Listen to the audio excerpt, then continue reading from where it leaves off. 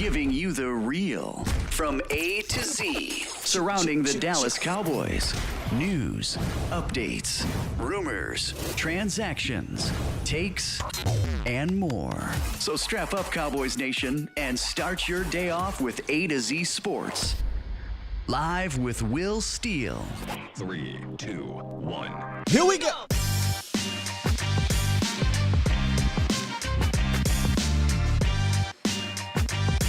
We back.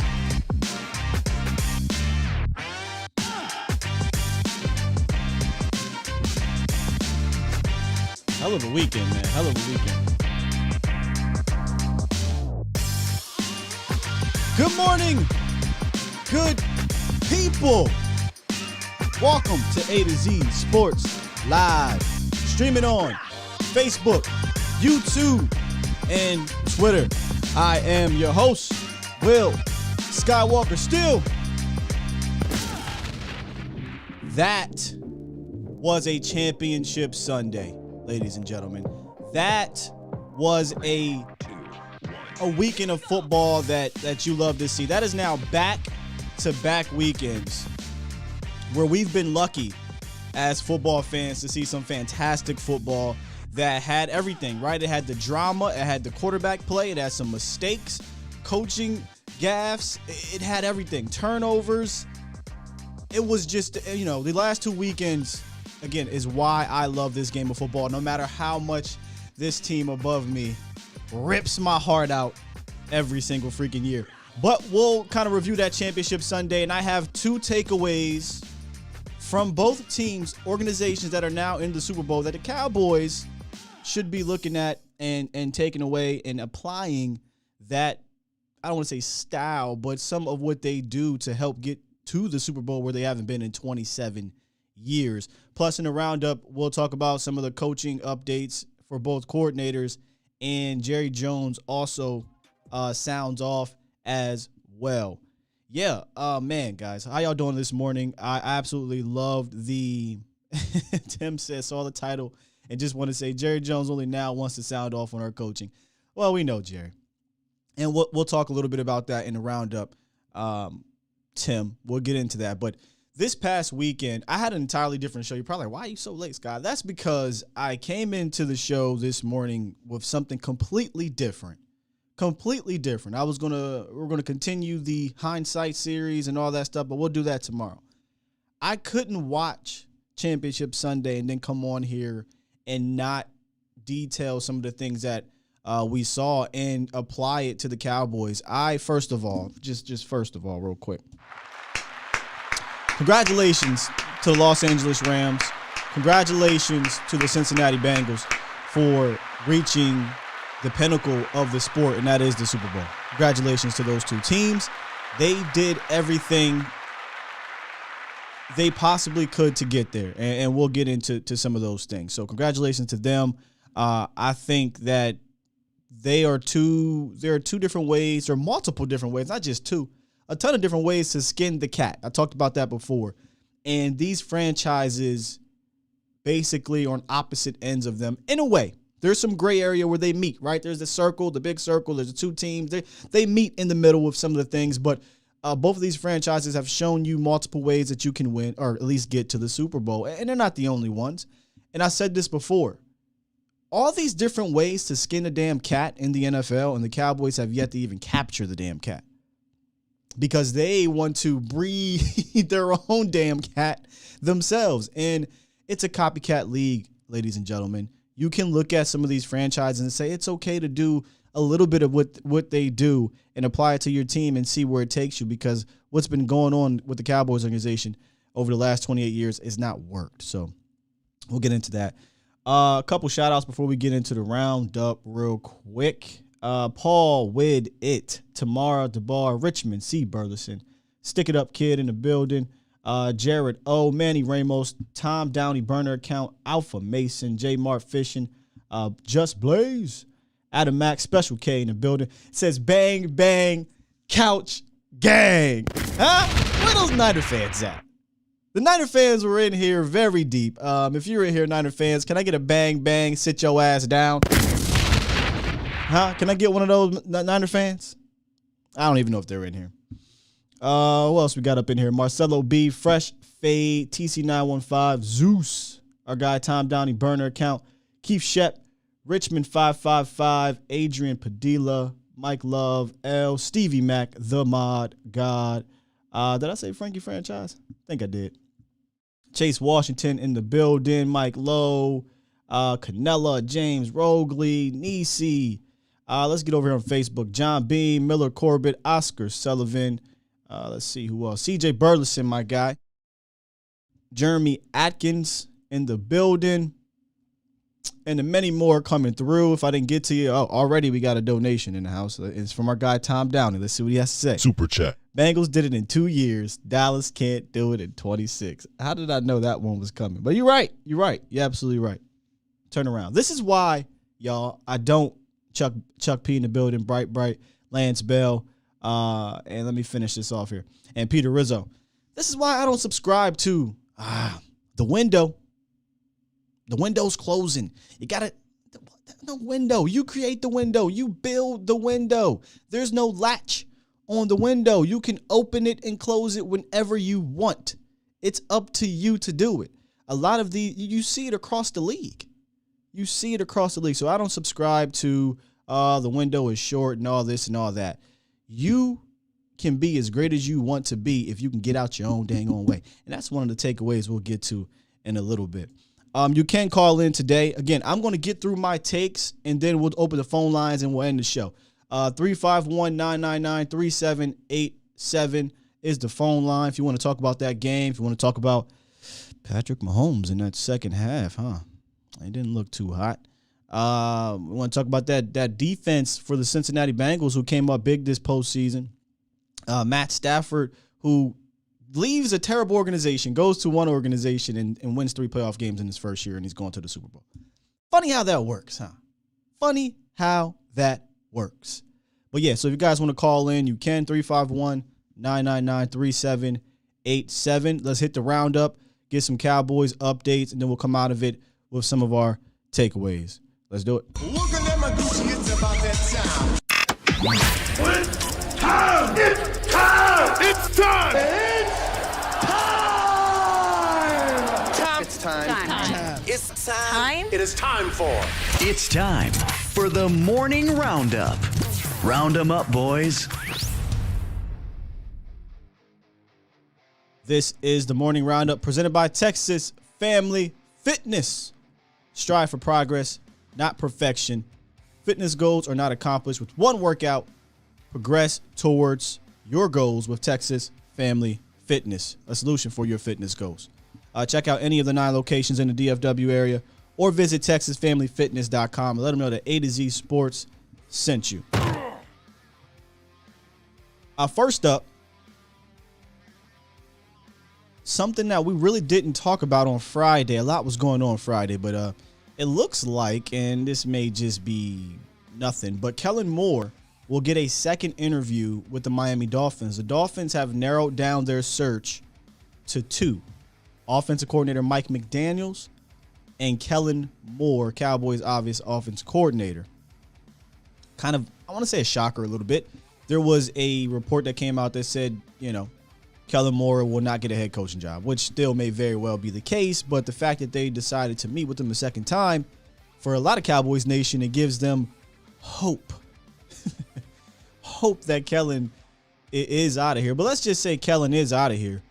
Who then becomes the offensive coordinator, right? Is it McCarthy, who's done it before? Is it Joe Philbin, old man Joe, who's been an OC, called plays with McCarthy before? Or is it an outsider, who I would love for it to be an outsider?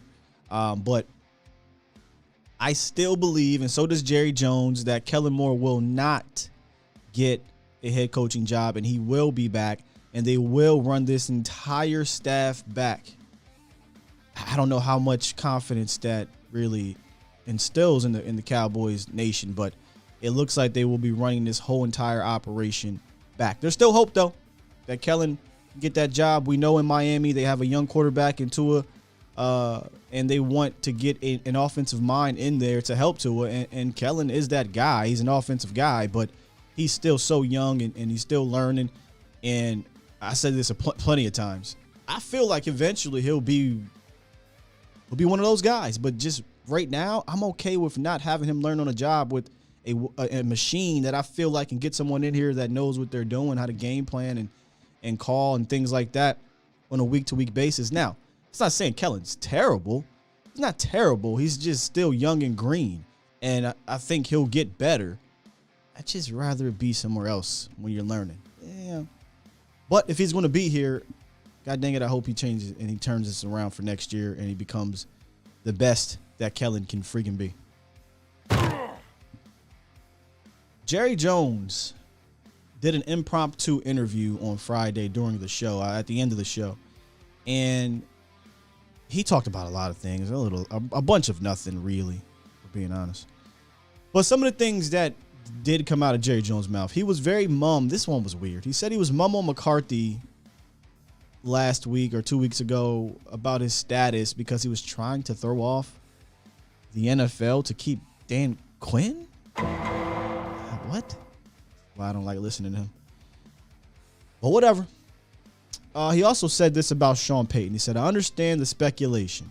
Sean is an outstanding coach, but I haven't talked to him, and I'm not in any way part of his departure there in New Orleans. He didn't have any place in anything I'm doing regarding our staff. Take that with how you want to take it. We know he loves Sean Payton, but he's obviously not going to come out on air and probably say that just yet. A couple other things that he did say. He said, I've had two others, and he's talking about the assistant coaches, two other occasions where a coordinator was offered a head coaching job, and I got them to not accept it. Sean Payton declined the Raiders, and Jason Garrett is the other. I believe that very much. Dan Quinn declined a head coaching position. My goal was to keep the continuity of this group together. We met many times face-to-face with Dan, myself, and Mike to coordinate and talk to him. We were very much in a competitive environment because we felt Dan did have the opportunity to be a head coach, end quote from Jerry Jones. So it's very clear that they tried to do everything in their, well, Jerry did, possible to bring back Dan Quinn. Good for Jerry, because you needed to do that.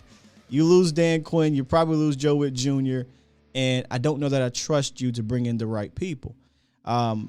It's been like that for the last, 15 or so years. But Dan Quinn was in a very important piece, and not only did he bring him back, but he extended him. So on Friday, Todd Archer came out and said, well, money's not really an issue. He's getting paid from Atlanta. Jerry said, yeah, it may not be an issue, but we're going to throw a couple dollars on there. We're going to put a little incentive on you coming on back, Dan Quinn. So he did get an extension. However, that doesn't really mean that Quinn won't be going next year. Jerry said that he's looking forward to having Quinn around for years to come. Years to come sounds great, Cowboys Nation. But if the defense plays well again, if Dan Quinn is good again, teams will come calling next year. They will come calling for Dan Quinn next year, and there's nothing that Jerry Jones can really do about it. So that is the morning roundup presented by Texas Family Fitness. Let's see what some of you have to say in the chat. Just says Jerry gets rich selling controversial information. Interesting. Dan Quinn knows his lane. Absolutely. Kellen is a great playmaker, not a great play caller. Yeah, I feel like Kellen could do some positive things for you, but he needs more experience. And it's a matter of, are you okay with waiting for that experience, or you need somebody in here that can really turn this franchise or this offense, not turn it around, get it over the hump. All right, let's get to another super chat from B Bird. Super chat. Steven wants to win the draft. All right. Steven, $5 donation. Steven wants to win the draft, free agency, and most importantly to him, the salary cap. He forgets the main goal is to win the Super Bowl. I don't even know if he wants to win the free agency, but the draft, he definitely does. And obviously the salary cap, he definitely does. So with that said, let's go ahead and transition into a couple of the takeaways from these franchises that I believe help propel them to where they are. And even if they didn't win these games, they were in position to get to the Super Bowl because, in my opinion, of these two things, these two takeaways. And let's start with number one. To me, it's be aggressive to get what you want. We've talked about this, I mean, at least I have, for years in regards to the Rams. And I'm only 3 years, I believe, in almost 3 years on this channel. The first year I did nothing on it. The last 2 years I've been very active. In those 2 years, anyone that has known me will know that I am all about being aggressive. You can be calculated and aggressive as opposed to being wild, wild west, New York Giants aggressive via free agency and whatnot. But the Rams just showed you, for all those that were laughing at the LA Rams, they're going to suck. You can't keep doing this. You can't keep doing that. The Rams have been doing this for 4 to 5 years. This is not new. Just take a look at some of the Rams moves over the last 5 years. They traded for Matt Stafford, Jalen Ramsey, Von Miller, and Sony Michel. These are the people they traded for that are part of their Super Bowl run this year. And they also signed Odell Beckham Jr., who, by the way, a lot of people kept saying was washed up. Odell not washed up. Odell might have been a head case, but like most head cases, you get them in the right environment, they'll be okay. So the Matthew Staffords, the Jalen Ramsey, Von Miller, Sony Michel, Odell Beckham play key roles in getting them to the Super Bowl. We saw Von Miller have a key impact yesterday. Odell Beckham had a 100-yard game for the first time since 2019. In fact, since he's been signed to the Rams, he had about 40-something receptions, 500 yards, 6 touchdowns. Prior to that, he had like 19 catches, 0 touchdowns in Cleveland.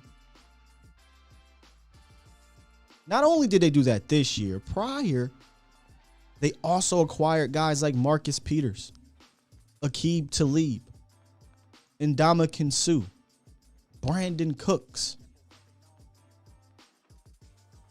Oh, and they weren't afraid to move on to continue to get better by trading your Jared Goffs, your Brandon Cooks, your Todd Gurley's.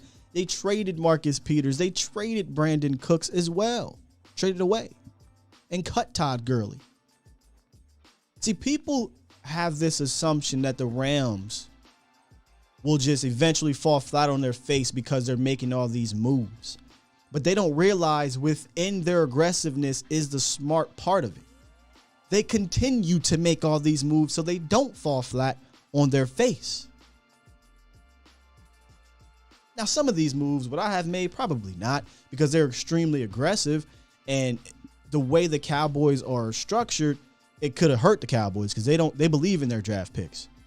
But I've never, ever hated what the Rams did. I absolutely loved what the Rams did and what they do, because they're going for it every year. If you're a fan of the Rams, you know every year, no matter what happens, our front office is going to do whatever it takes to make this team better by being aggressive. I'm not saying every team should do this. I said that before. But the Rams said, well, shit, if 31 other teams want to do it this way, I'm going to go against the grain and see if it can work. And it has worked. 2 Super Bowl appearances in the last 4 years by the LA Rams.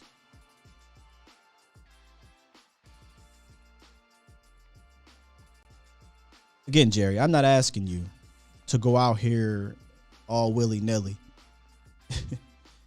but you can be aggressive. You've done it. I'm talking about in this state. You've done it in this state where you went out and got an Amari Cooper. Granted, it took you back against the wall, DEFCON 1 type stuff, but you did it and it worked.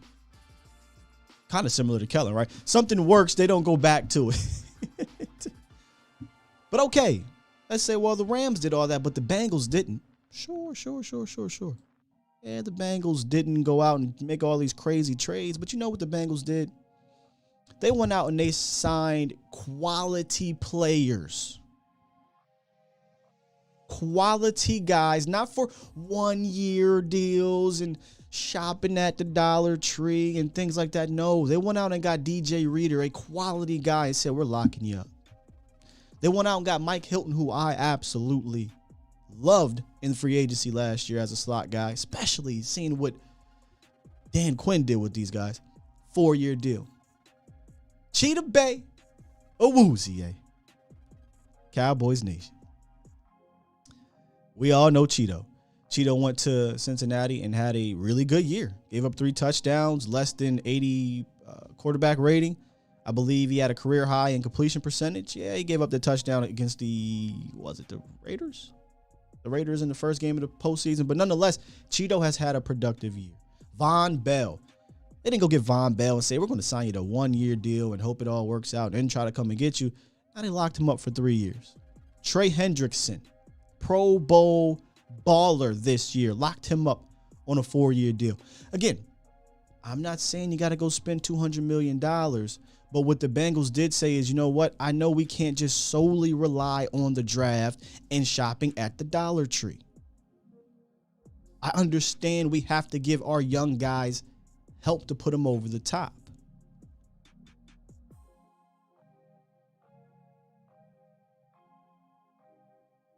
Hey, you could be mad at me sitting here shouting out, or not shouting out, but giving these organizations credit, or you can pay attention and see where all this is tying to. Okay? Because I know a lot of Cowboys Nation is fed up of the same old thing for 26 years.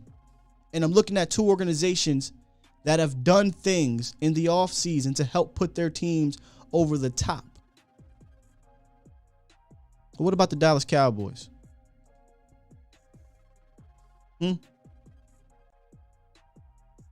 What about the Dallas Cowboys? What have they done for the last 5 years in free agency? I'll tell you what they've done. I'll give you a look.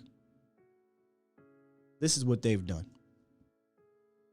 Not a single one of these dudes, aside from really Terrell Basham, have been signed for multiple years and really was worth a damn in regards to the multiple year contract. J-Ron, DeMonte, Malik, Brenton, Carlos, and Keanu, all 1-year deals. And by the way, that right side is their best free agency hit in the last 5 years. That's their best. And the best player from that signing, J-Ron Curse, they now got a pony up. Because Stephen Jones doesn't believe in free agency. And I don't know how many times, how much proof we have to look at around the league that shows that you have to be able to be shrewd in trading and shrewd in free agency. Shrewd doesn't mean cheap. I don't know how he can watch what's going around out here and say, you know what? We're going to solely shop at Family Dollar. We're going to solely shop at TJ Maxx. And you're right, CJ. You're right. Dan Quinn is almost the reason why that entire right side was successful. When I say entire right side, they weren't. Keanu Neal wasn't successful.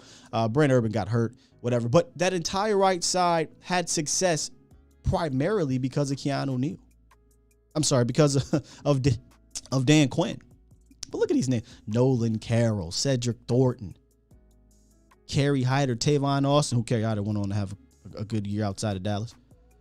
Daryl Worley, Alden Smith, Poe, Everson Griffin. These are who the Cowboys brought in on the 1-year deals and really got what? Randall Cobb was probably your best signing of all these guys. I'll put Randall up there and J-Ron Curse. Ladies and gentlemen, this is not an accident. This is how they operate. So we're trying to figure out how can the Cowboys get better under the way they currently operate. We know they're not going to do this. We know that. We know they're not going to do this. We know that. So how do you mesh the two to help your squad move forward under your current operation? It's not impossible. But Steven tells you every year, yeah, we're not going to go into free agency and do this and do that. That's not what we do. That's not what we believe in. Well, what you believe in doesn't work, Steven. That's the point. It doesn't work. You got to be aggressive to get what you want. Period. It's really honestly no coincidence your previous head coach was so damn conservative, right? It's no coincidence because your organization is. Looks like we got a caller real quick. Let me fix this. I got you, Tommy. I think it's Tommy. 757, what it is, what it do? Hey, what's good, Skywalker? What's up, brother? Ain't nothing much, man. But I was calling, man. I totally agree with you, man. Cause I understand, like, you know, drafting well, it do good, but you gotta go spend some money. Yeah, I mean, It's been too long. It's one thing. This is Tommy, right? I don't want to mess your name up. That's Big Boy from VA. Big Boy. Okay, it's one thing, Big Boy. If it works, you know what I'm saying? If this approach worked for the last 20-some years, last 2 decades, last 15 years, cool. But clearly this approach is not working. You know what I mean? Exactly. So this is not a cliche. It's a copycat league. That is real. It is a copycat league. Why do you think 3 of the 4 finalists at head coach Sean McVay, Zach Taylor, and Kyle Shanahan all are very similar in their approaches, are all from the same tree? It's a copycat league. Exactly. That's all I want to call for, man. Cause like you said, good drafting gets you so far, man. It's been last time we won Super Bowl was 10. I'm 36, and like at a point in time, you just gotta go for it, man. Like that's it. Yeah. It's real frustrating being a Cowboy fan, being in the playoffs and just lose and see these other teams like the 49ers make it to the NFC Championship game. Like, it hurts, man. But I totally agree with you, man. We need to really make some moves in this offseason. Indeed, brother. Really do. Appreciate the VA. Indeed. Hey, no problem. If there was one thing that should have humbled Jerry Jones, it was watching the Cincinnati Bengals get to the Super Bowl after not winning a playoff game in 31 years. There has to come a time where Jerry has to say, you know what? This ain't working. And I'm going to tell you why it's freaking possible. Because somebody already did that and they are seeing the success. But real quick, let me get to Mel real quick. What's up, bro? Man, I owe my guy Sky an apology, man, because Sky been preaching this since before the 2020 season. Before that. That we need to look at bringing people in. And on me, I was drinking Steven's Kool-Aid, and I was drinking, there's some other YouTubers, I'm not going to say no names because they are Sky's colleagues and I don't want him co-signing nothing, but they also be drinking Steven's Kool-Aid about the guys we have here.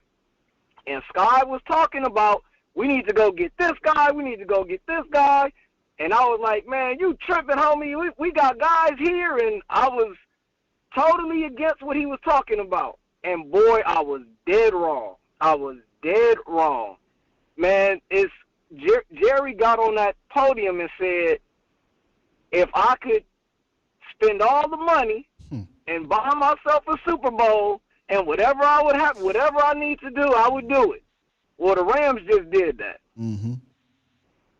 We just saw the Rams do that. They went out and they basically bought themselves a Super Bowl. Not necessarily with the money, but with the moves they made. And guess what? They traded picks.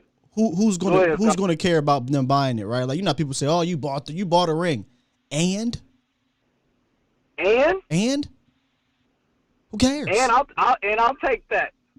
if they get it. But anyway, yeah, I'm not asking them, Mel, to go to the extremes of the Rams, or I don't want to even say the extremes of Cincinnati, but either of those. I'm not asking for that, because here's what's frustrating. They are so good at drafting that they don't need to go to those extremes. They don't. They just need to do these two things. I'm going to get to the second part. But if they can just kind of mesh that together, I feel like there will come a time where the talent can overcome the structure. But the structure is really the main reason why this is all happening, in my opinion. Man, it's frustrating, bro. It's frustrating. It's frustrating seeing these teams make certain moves. Like, we don't even participate in free agency. Mm-mm. We don't even participate. And sometimes free agency works out and sometimes it doesn't. I do get that, but you got to hit on the right guys. And you can't be scared. You can't be. This is bargain basement. Look at these. Look at this real quick. I mean, you can't see it, but they cut 1, 2, 3, 4, 5. They cut or traded 6 high-profile players. They weren't scared to move on. It didn't work out. Let's get rid of them. Or this ain't working out. Let's try something different. That's why the Rams will be around as long as Les Snead and Sean McVay are running that organization. I mean, I feel like we're sitting here having a conversation about who we can bring back because we're paying some guys that have, for the past couple of years, just depending on where your opinion lies, not performed up to those contracts. And we're going to be paying those guys next year because we have a fear of moving on. The unknown. We have a fear. They have a fear of the unknown. He even said it. Yeah. It's like, I'd rather, what is it, lay with the devil I know than the devil I don't. And that's what Steven is. We want to pay our guys unless it's a guy I don't really want. But we're going to pay our guys. All right. You keep on paying your guys while other teams are paying other guys and winning Super Bowls. But I digress. I don't even, I mean, and if you look at the position they're in this coming year, it's going to be a different looking team. It's going to be a different looking team. So that's fine. Teams change, right? But, Yeah, teams change, but our guys' philosophy, you're probably not even gonna keep a lot of our guys. Yeah. It's gonna be a lot of our guys walking out the door. So a lot of those our guys are gonna be leaving, and then there's gonna be more 1-year guys coming in. That's what they love to do, man. I mean, I'm seriously. If you look at let me see if I have it up here. I want to make sure I don't. My bad. This one. If you look at our free agent signings, I can't find a multi-year deal that worked out, or even a multi-year deal, period, from 2016 to 2021. I wanted to use 2016 because of the Dak Prescott, Ezekiel Elliott era. Not a single one. Benson Mayowa, I think, was signed for a few years. I think he lasted 2 years and left. Randall 1 year. I think Tavon. Tavon played here 2 years. I think they re-upped Tavon. But I'm talking about, they won in free agency and signed him for multiple years. And Tavon Austin's not a guy I would sign multiple years anyway. My point is, they didn't go out and get guys like DJ Reader's proven. Mike Hilton is proven. Von Bell was proven. Trey Hendrickson's proven. Like these guys are proven and still on the up and up. We went out and you saw who we got. So Maurice Kennedy. Well, Maurice Kennedy, he was a free agent signer, right? Mm-hmm. Yeah. Yeah, I mean, they're going to do the same thing. They're going to find guys that, just had ACL tears and, try to get them on a deal. And they're going to find guys that, were back up somewhere else and try to get them on 1-year deals. It's almost like they just try to fill in the roster. But, man, it's frustrating, man. It's frustrating. I totally get your point, man, and we'll see what happens, and I guess more draft talk then, I guess. But coming soon.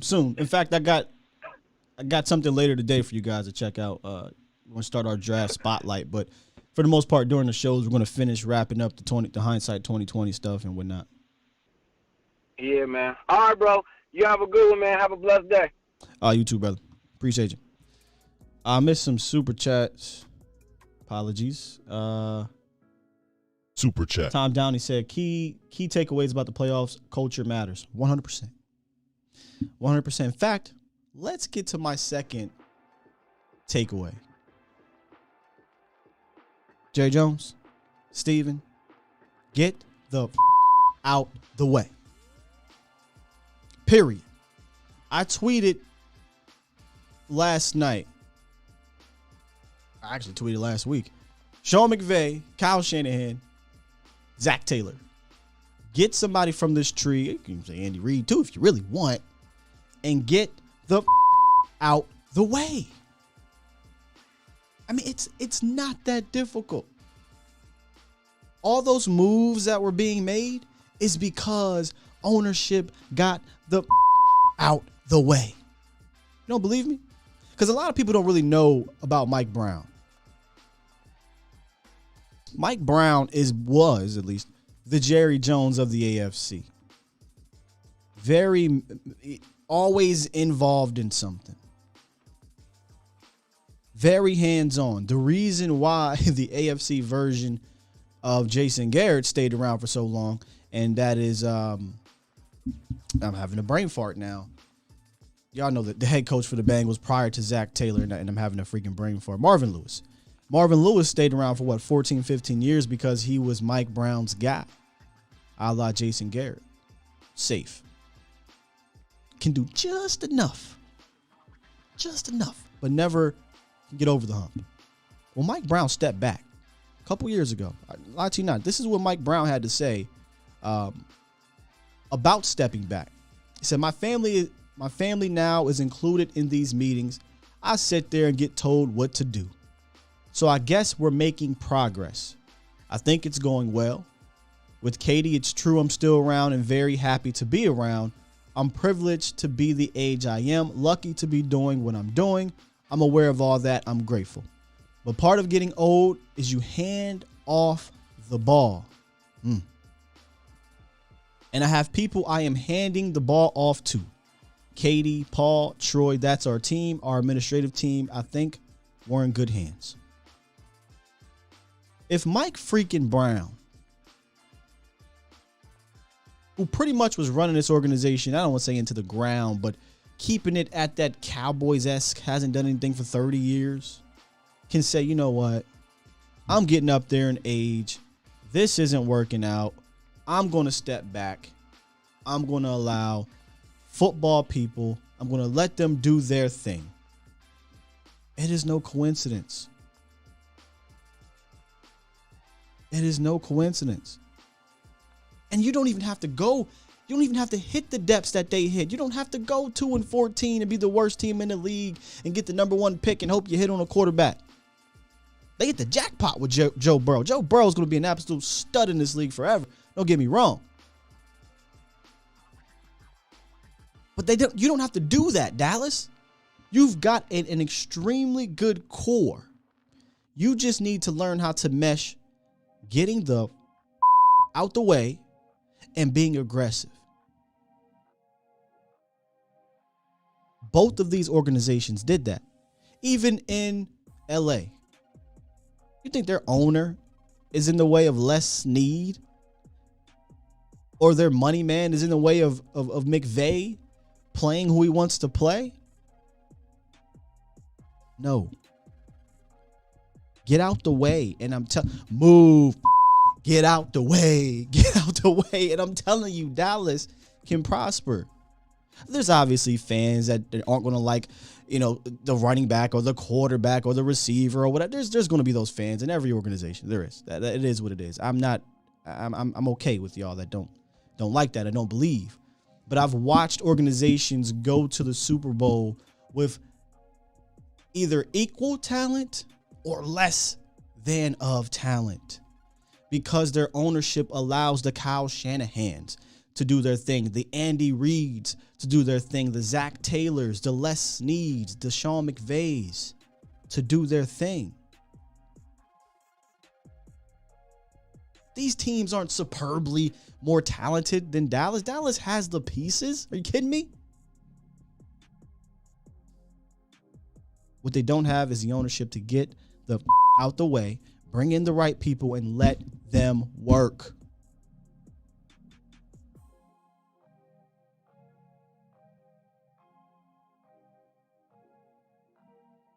Let them work. Someone says Dak's contract is a mistake. How is it a mistake?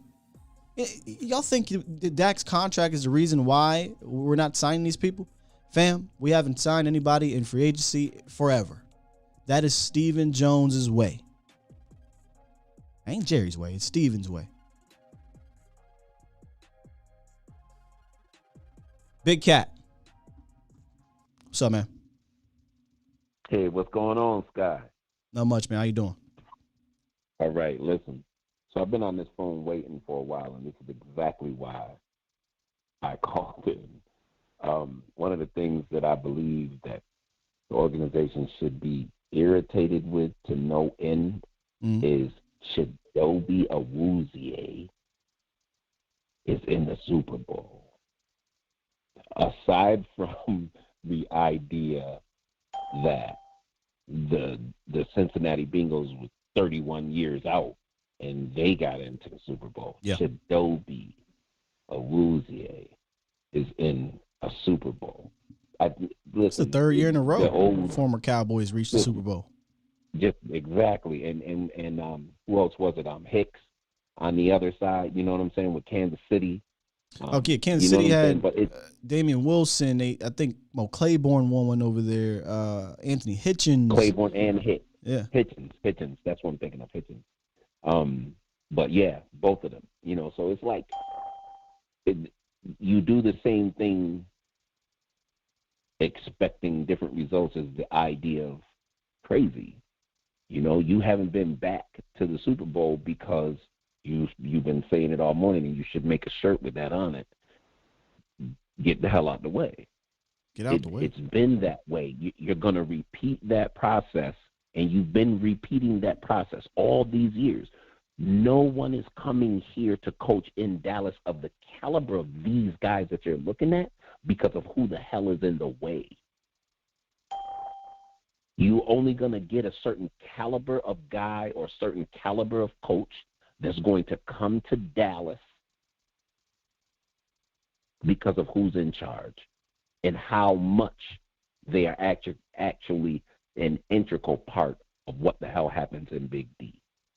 And until they get the hell out the way, they won't return. It'll be a hard push. You've been saying it all morning, Sky. You are not short of talent. There's no team that's in this last group, that was in this last group of four, that is more talented than we are. No group at all. But coaching? Yeah. I mean, there's teams that are as talented or maybe talented in other positions, but you had enough this year. Clearly, you didn't do something right along the way, though. But nonetheless, I think Dallas put together some solid talent. But moving forward, a lot of that talent's going to be gone next year because you signed them to one-year deals or their contracts up, et cetera, et cetera. Most definite. Well, maybe that'll change with the retaining of Mr. Quinn. You know, some of that understanding, because some of that's going to happen on the opposite side of the ball. A big part of that is the defensive side of the ball. But maybe some of that will change because they retained him.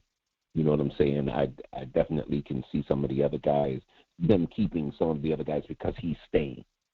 You know what I'm saying? So maybe that ends up changing. I don't know. But I will say this, man. Until you can have ownership, understand that they are stopping progress. That's gonna be your road to toe right there, dude. Indeed, bro. So appreciate you, Big Cat. That's it, bro. All right, man. Yeah, you can't bring in the coach and then unsully him. You can't do that, and that's what we do. That's what we did, and that's part of the whole get out the way. If you're going to bring somebody in, let them rock. There's really no way, if you think about it, I'm just talking here. There's really no way to figure out what your coach or coaches or what have you, whoever you put in charge, can do to get better at if you don't allow them to make mistakes in that manner. You elected to keep Kellen Moore on this ship when you shouldn't have, instead of allowing McCarthy to figure out how he wanted to do things. And it's clear there is something about the offensive side of the ball that Dallas just absolutely, the front office, loves and wants to just keep continuity with. It's clear. We talked about the timeline of JG from 07 to now in 2022 with Kellen Moore, that there's a connection for the last 15 years. Whereas you go to the defensive side, it's, I don't care. He'll let the coach pick whoever he wants over there. Oh, yeah, man. Pick who you want. Mike Nolan? That didn't work out. We gotta get rid of him. Can't keep him. Dan Quinn, I'll see what happens. Prior to that, Rob Marinelli. Old man Lane Kiffin. Rob Ryan. They don't care about that. Anybody can just come in here, try to figure this thing out, not realizing it's really a detriment to what they're doing on that side of the ball. If they took that same approach on that side of the ball as they've done on the offense side of the ball, maybe things will be a little bit different. But that all comes down to getting the out the way. Let your people do football things. Get a couple more up in here. B. Bird was next. Got our regulars in the building. What's up, B. Bird? Hey, what's up, Sky? How you doing this morning, man? I'm good, man. I'm good. I had to tie in everything I saw yesterday. Well, not just yesterday, over the season, really, into how we can, adapt to that. Yeah. Well, first thing I want to tell you is that, man, I have a little thing in my mind that some other YouTubers are going on to free agency and a draft and this, that, and other. But I think these things that you're talking about are very important, and these are the big elephant in the room type things. Sure. We can move on to the draft and free agency, but and we will. And we can't do a lot about it, but it's good to talk about just to try to give our mentality of what the front office is, because I think me and you kind of on the same lines to other people or YouTubers that people that follow you that may not know. But so I do appreciate this show, man, to be honest with you. So I want to just tell you my thought process of Steven, because I'm older than you guys. I've been around for a lot longer. I think that what it is with Jerry and Steven, they're ultimately looking for, they're trying to protect their football rep. They've always wanted to be known as football guys, and it pains them that they're not accepted in that community. It's been since day one. I mean, if you really look at it, it's the reason why he fired Jimmy. It's the reason why he hired low-profile coaches, just in case they won, he'd be the face. It's the reason why Jason Garrett stayed around 10 years. So those guys are searching for something, and I'll tell you this, that they'll never get. My analogy, and I gave this before, and I'll tell you again. Sky, I'm just going to say this because I think you probably understand this.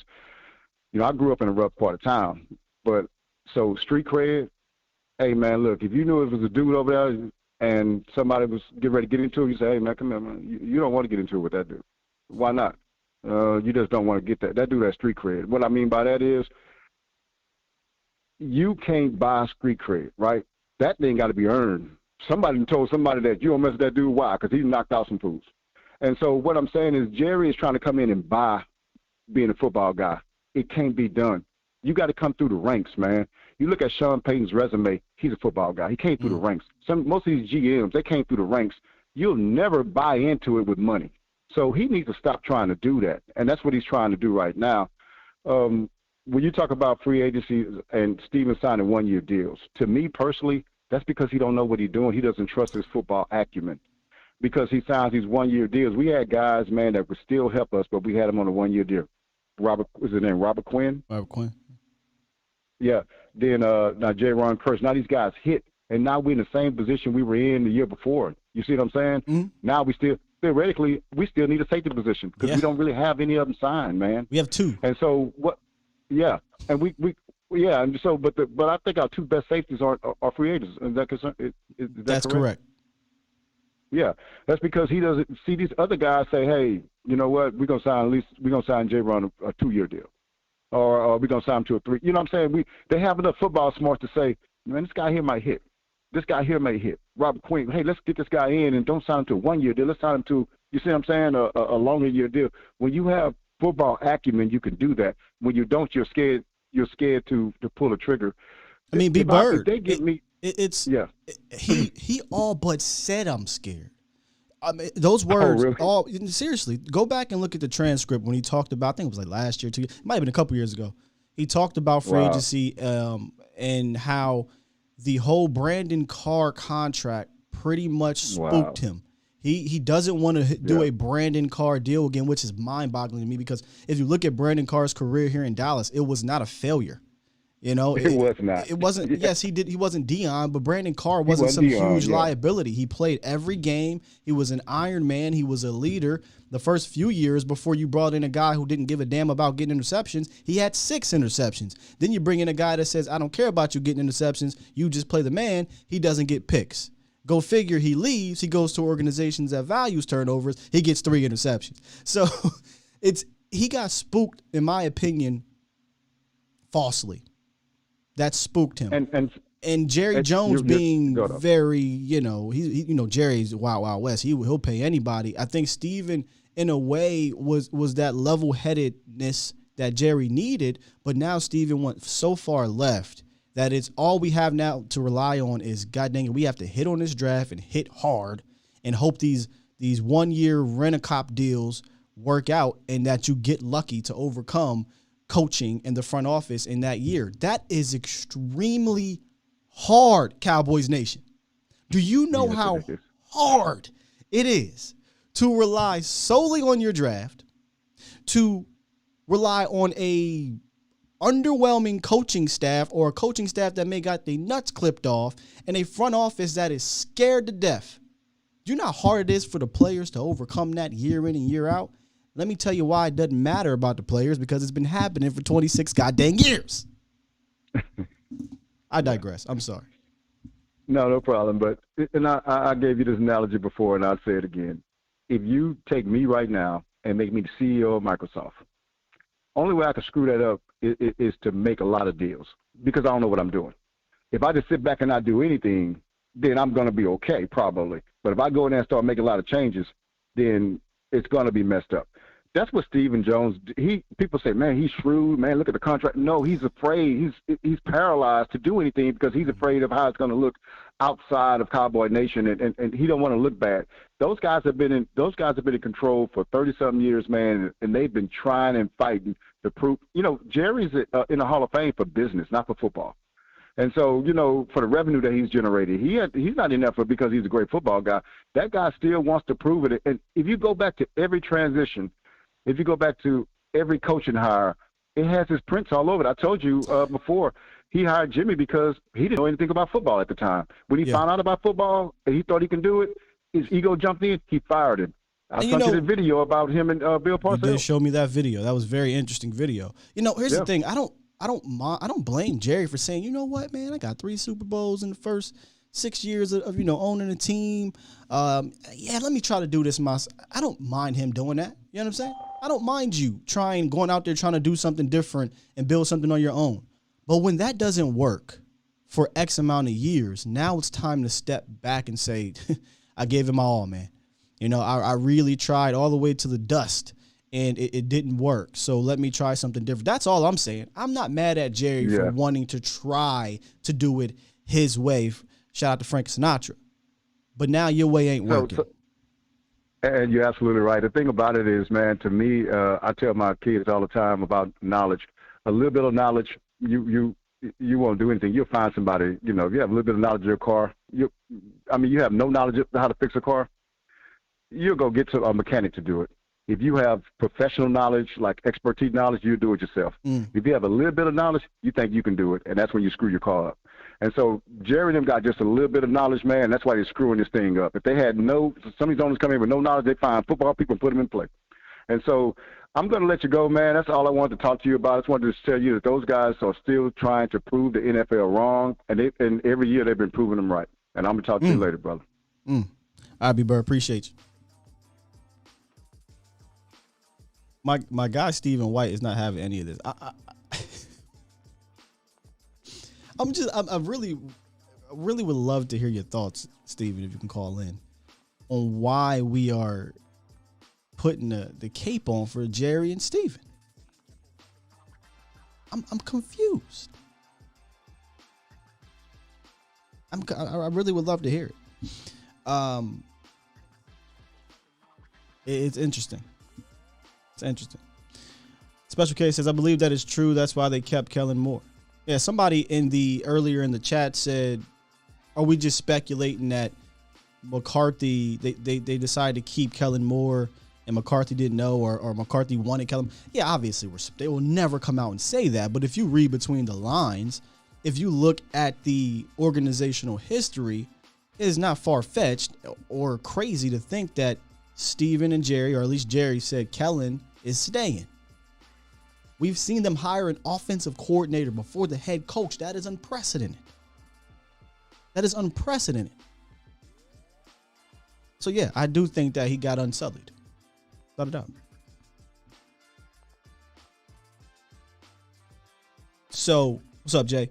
Steven said, playoffs were all close games, penalties, or last to have the ball. Are we playing horses? Yeah, I would love to hear from you, man. Like a full-blown thought out of why we putting on cape for Steven and Jerry. When the Bengals hadn't won a playoff game in 31 years. Super Bowl 2 years later.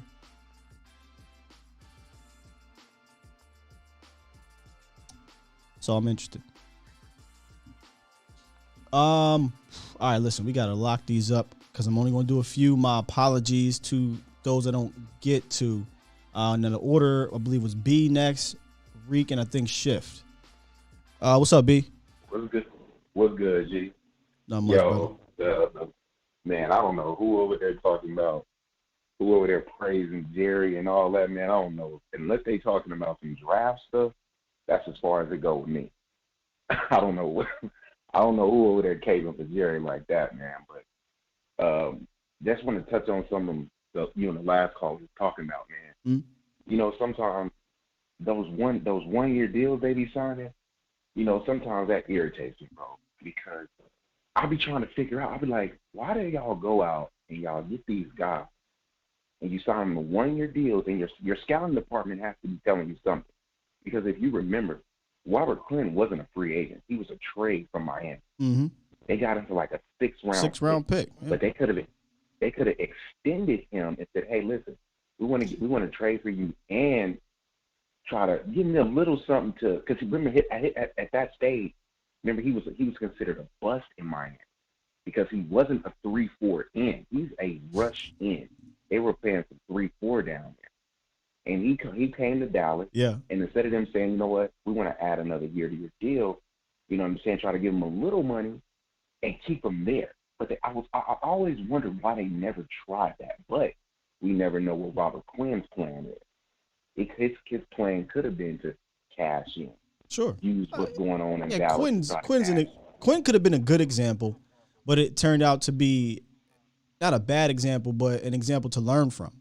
Right? Like, it's not a bad trading for Quinn wasn't bad. He had a successful year. Quinn got his bag, but there are opportunities like that around the. And again, I don't mean to go back to the Rams because they sometimes trade high picks, but they also acquire guys like Aqib Talib and Marcus Peters and Brandon Cooks for things that aren't first round picks.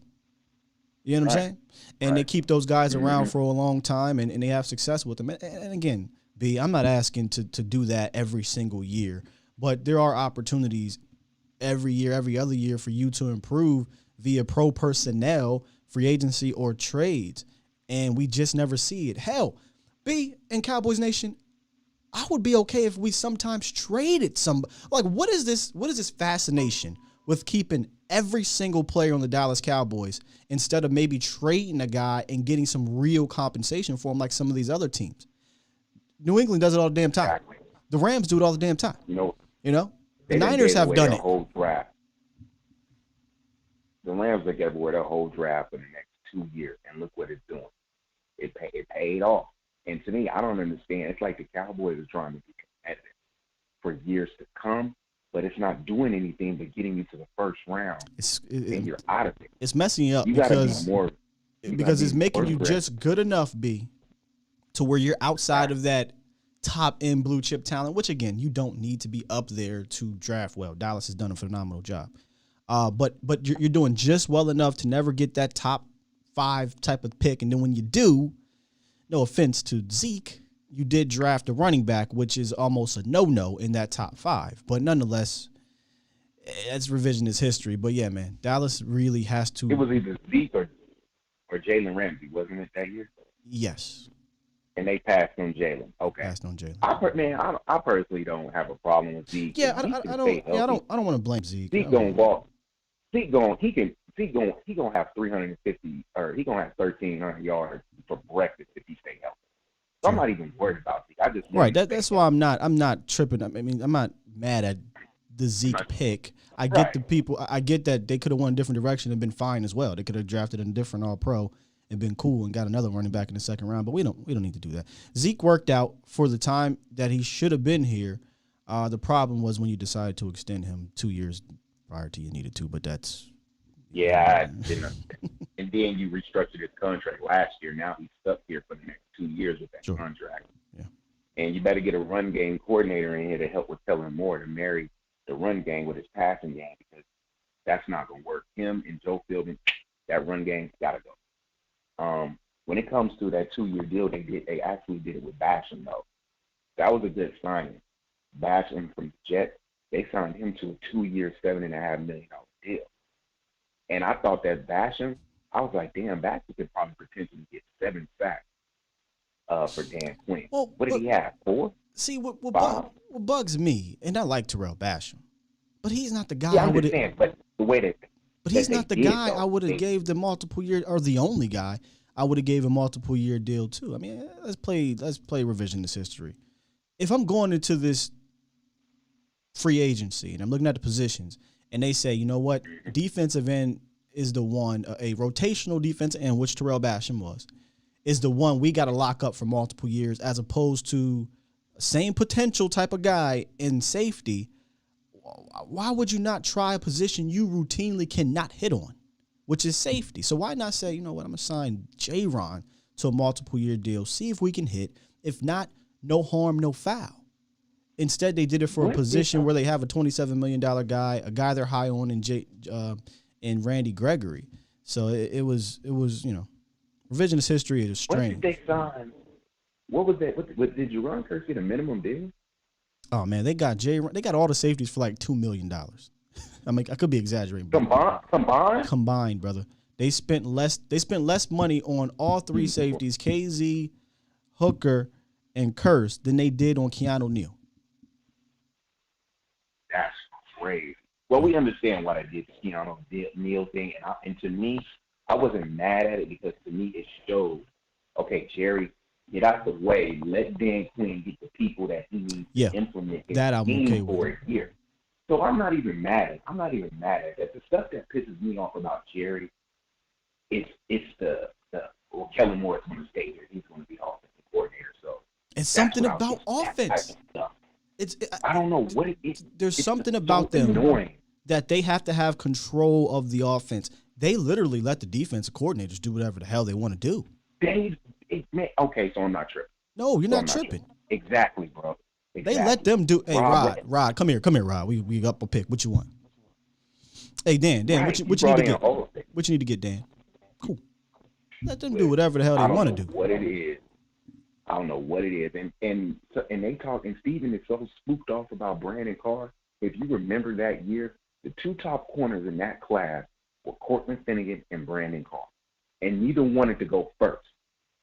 But Cortland Finnegan went first, was signed by the Rams, because they said if he was going to sign first, he was going to have to reset the market. Sure? As soon as he signed, I'm positive. As soon as he signed, that wasn't in Brandon Carr came right after him and got the Asamoah. No, I thought that was the Asamoah job.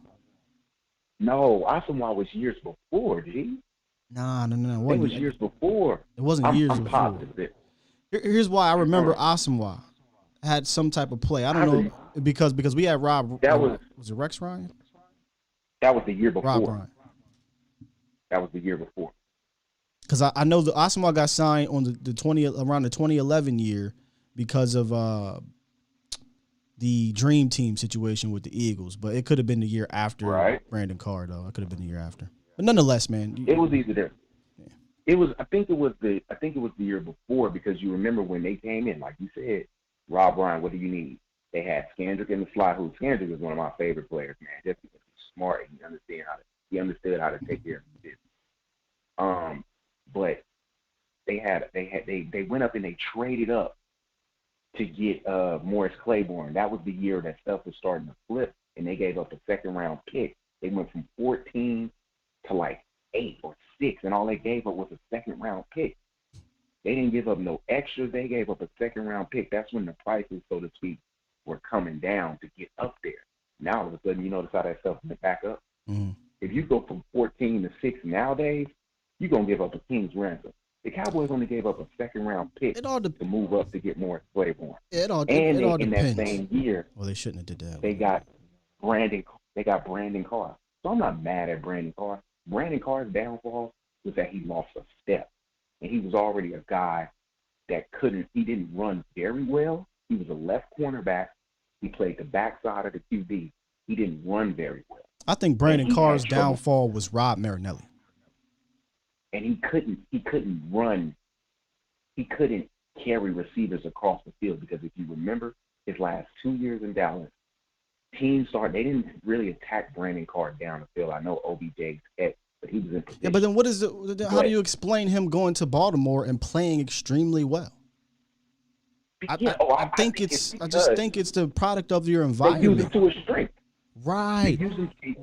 That's why I think his downfall was more right. Think about this for a second. Cowboys were in cornerback, was it purgatory for under Rob Marinelli until Chris Broussard got there and said, "What the hell are y'all doing with Byron Jones? Get him from safety and put him at corner." They didn't know what the hell they were doing out there. One got Chris Broussard, who knows about DBs, and all of a sudden their corners start playing a little bit better. I don't think that's a coincidence.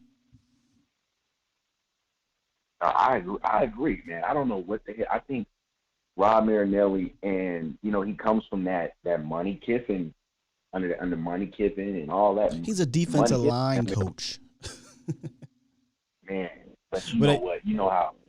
Let me get moving, B. I gotta get to the next callers. I'm working on time restraints now, y'all. I'm trying to keep this thing under a certain time. I'm trying. It's hard because I like talking to y'all on the phone, man.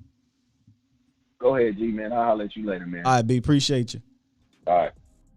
Yeah, this week I'm working on a structure to try to fit this thing under a certain time restraint. I'll do better. But today was more about, I had some passion in what I wanted to talk about, and obviously you guys do too. So let me get to Reek and then Deshaun. We out here. What's going on, Reek?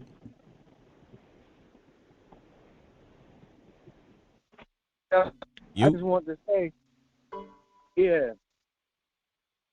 I just wanted to say, man, this Cowboy team, man, they need to be ashamed of their damn self, man. This organization need to be ashamed of their damn self. Doing what they did, man. Yeah. You can't tell me they just Joe Burrow and them. They just drafted Joe Burrow and Chase. And Joe Burrow was hurt last year, and he made it to the Super Bowl. Just put the clothes in the car. And he made it to the Super Bowl already. Is the Cowboys serious? You know what I mean? That's what happens when your ownership step back. No, ownership keep butting in. That's his goddamn problem. They ain't letting the coaches and the coaching staff do their job, what they pay them to do. If you're going to pay them to do a job, let them do their job. Quit getting in their damn way. Let Mike McCarthy have full autonomy over his squad when they're on the field.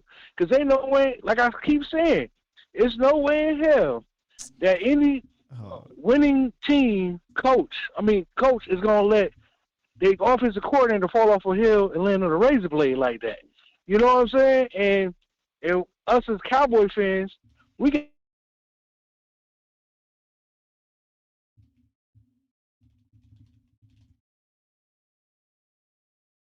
All right, we're gonna have to let Reek go.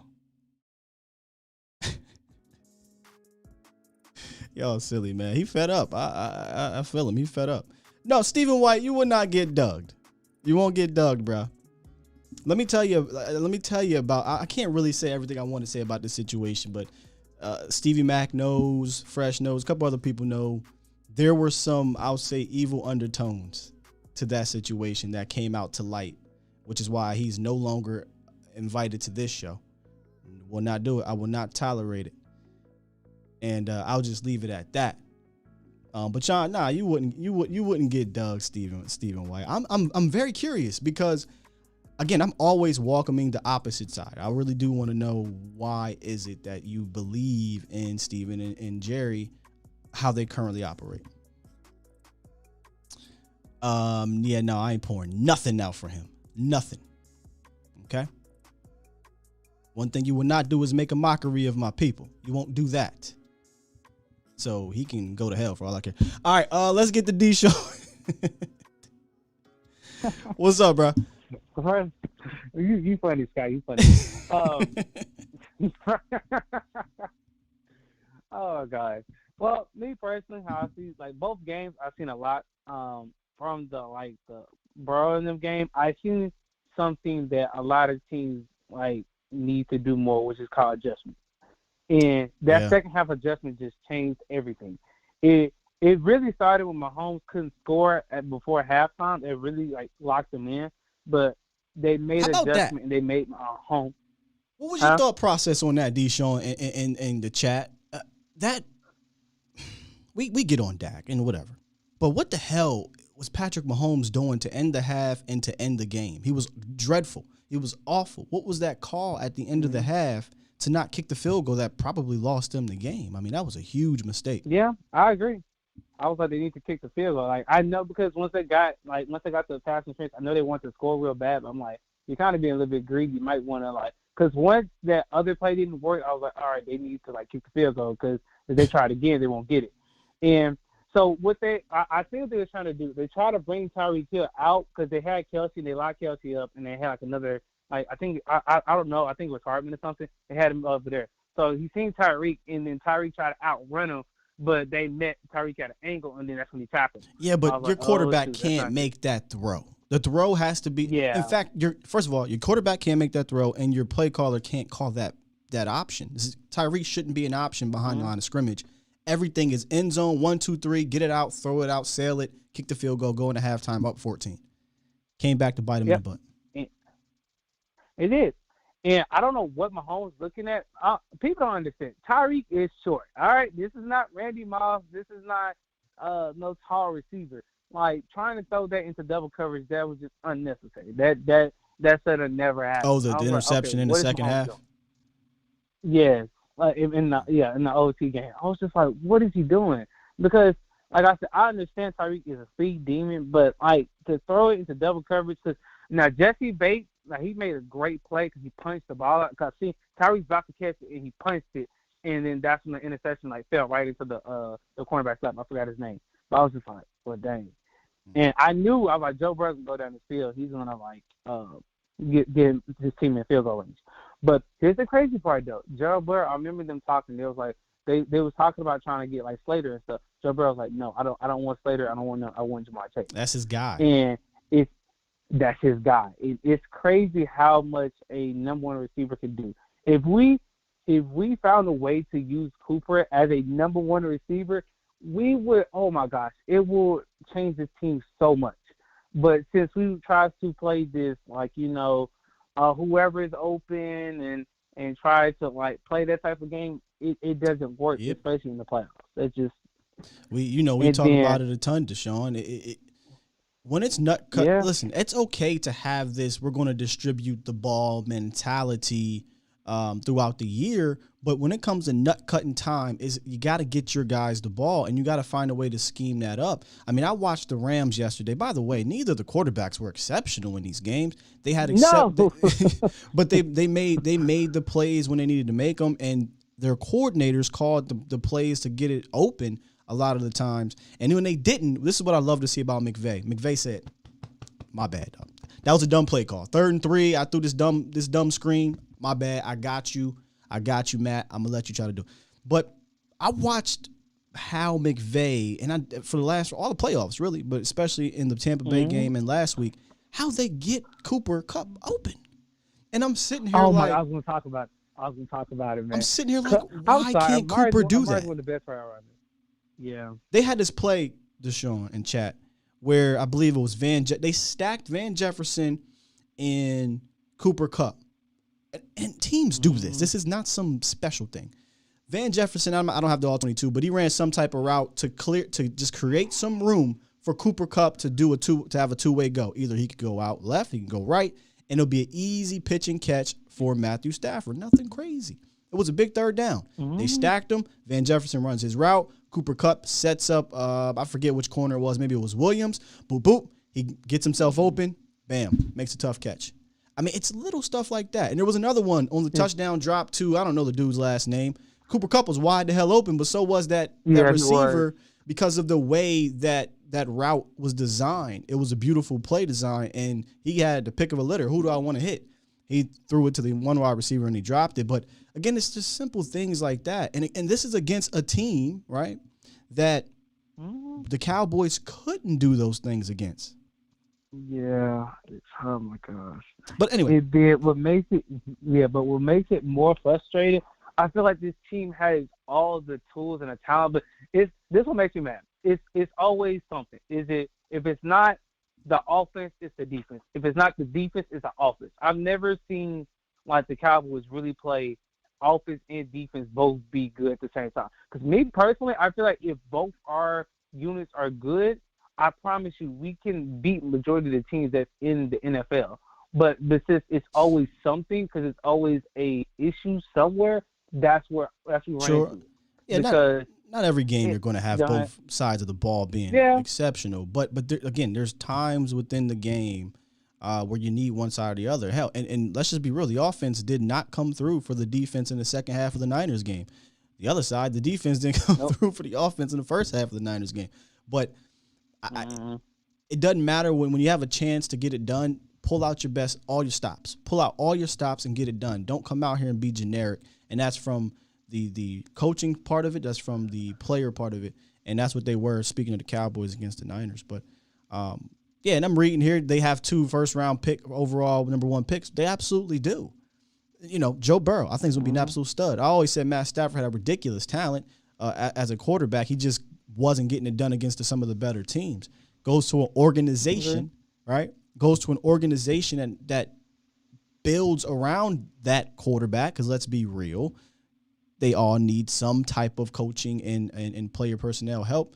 And look what happens. He gets to the Super Bowl. So I think we got the talent. I think you have a talented quarterback. You got talented running back duo. You got talented receivers. Defensively, I don't know what you're going to do. You're losing a lot of pieces, but I believe in Dan Quinn bringing it together.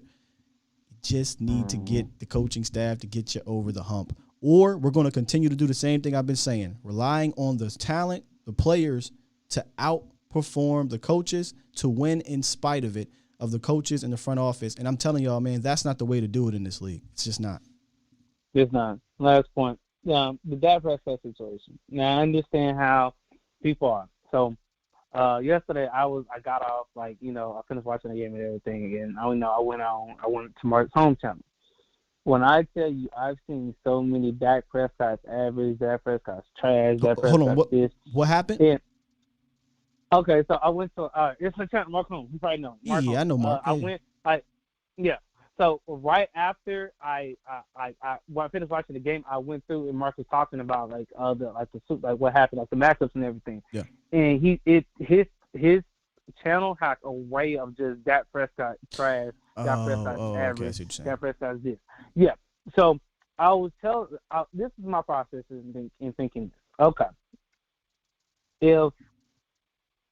If you play to a quarterback's strength and you play to how they play, then everything becomes easier. Because if y'all really think about this. Tyreek said this. When Mahomes first got into the NFL, Mahomes was terrible. And he was like, this dude sucks. But see, as he sat down and developed and they got to really understand Mahomes, that's why Mahomes became who Mahomes is today.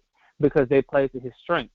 They played to getting out the pocket, making plays, making moves. And I just feel like, me personally, is this. Every time I feel like people say Dak is average and trash or this, I get where they're coming from, But at the same time, you don't get where they're coming from when they say he's trash and average. It's hyperbole. It's one thing to be upset. It's one thing to be upset with him, and it's one thing that we can criticize him because he deserves criticism. But it's another thing to say this dude is not one of the top quarterbacks in the league. Again, I ask Cowboys Nation, look around the league. Look around the league. The job of your freaking offensive coordinator, offensive-minded head coach, their job when you have a franchise quarterback is to do one thing: make the quarterback's job easier. Period. That's what Shanahan does. That's what Zach does. That's what McVay does. That's what they do. They make the quarterback's job easier. We're acting like Dak is freaking Peyton Manning. I'm telling you, if the game plan is going to be Dak, you go to the line of scrimmage, you call out all the plays, for 40 freaking minutes, you're not going to go anywhere in that manner. That is not his game. Like you said, play towards his strengths. He has them, ladies and gentlemen. Play towards them. But, I don't know. Maybe next year they'll do that, but I might hold my breath.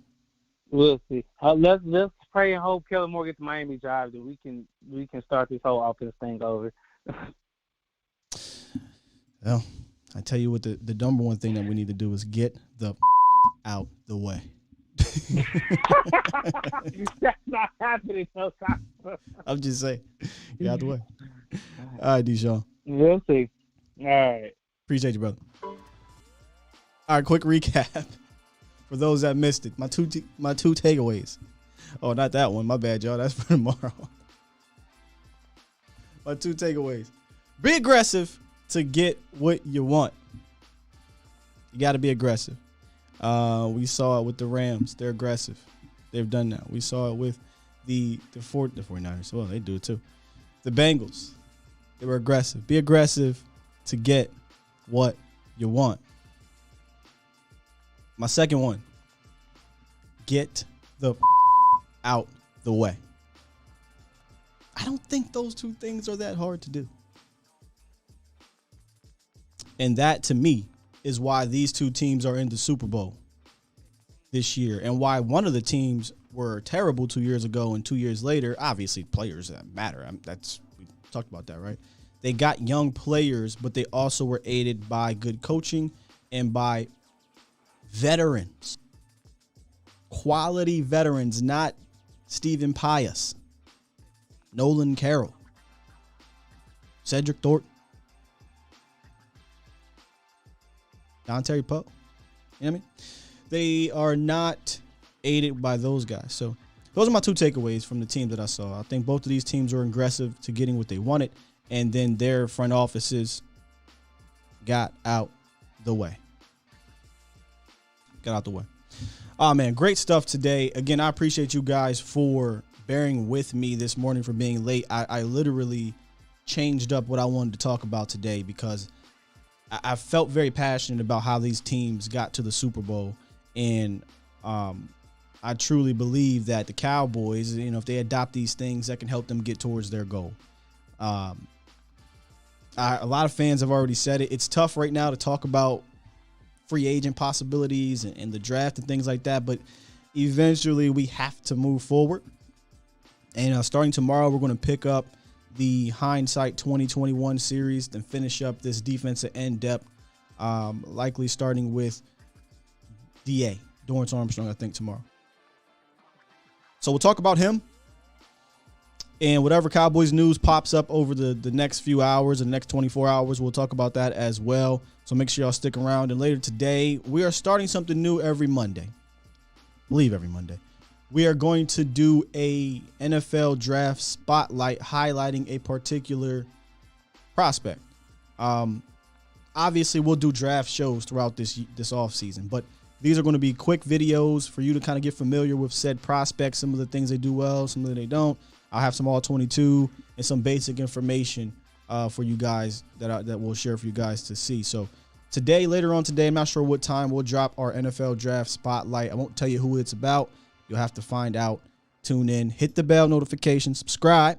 That way you can see or know exactly when we get and drop the videos.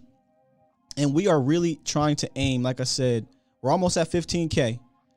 We're trying to aim for, my bad. We're trying to aim for 20 by the start of next year. So we got a long ways to go. First stop, 15, 16, 17, keep going. So make sure y'all share this thing if you enjoyed the show. Call in back in tomorrow. Didn't get a chance to get to everybody. Again, I love chopping up with y'all, whether y'all agree or not, right? That's what we're here for. We're not here for everybody to agree all the dang on time, but I like to hear both sides of it. So y'all keep it locked, man. Keep it locked with Cowboys Nation with A to Z Sports. Make sure y'all tune in later today with our guy Mauricio Rodriguez, who continues to do a fantastic job on the Primetime Show. Then check out A to Z Sports Dallas.com for all the great articles and happenings on your Dallas Cowboys. With that said, Cowboys Nation, we out of here. Appreciate you guys. Y'all stay up. Happy Monday. See y'all tomorrow. 8:50-ish. Make sure y'all hit that bell notification. We're dropping the NFL Draft Spotlight later today. We out of here. Peace. Shout out to Stevie Mac, the Mod God. Shout out to the Cowboys haters in the building as well. Some of y'all Cowboys fans.